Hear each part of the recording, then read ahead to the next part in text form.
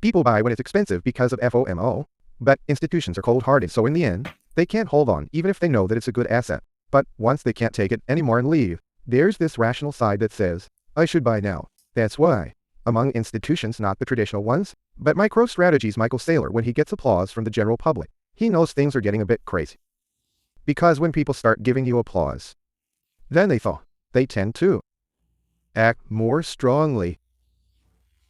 There are various pieces of evidence, and that's why when surrounded by their supporters, politicians tend to overdo it, unlike when they speak to the general public. Similarly, because of that tendency, I think Bitcoin maximalists created Michael Saylor. It's like whatever Michael Saylor said was accepted, as if it were coming from the Bible, saying he's amazing.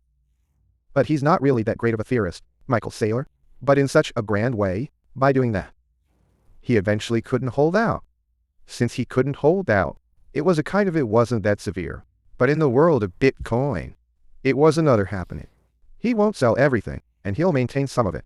But every time the price drops, buying and getting applause, he can't keep doing that anymore. Since he bought it with his own money, it's not. That's why things like that happen. I mean, all sorts of things happen in this world. Usually, because people are creative. They do creative and unpredictable things. So, whether doing it while receiving applause from the public is actually a good thing, it's not, right? That's why Michael Saylor says that.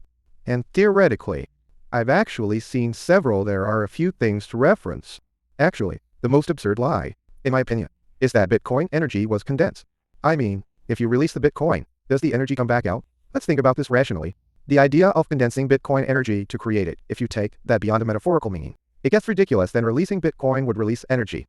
That's not how it works. And it's not like that.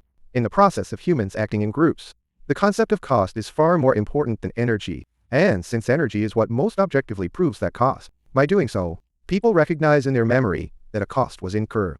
Because of this, it's about sending electricity into the future through the hands of people sending electricity into the future. It is a humanities-based phenomenon, not some bullshit about condensing energy.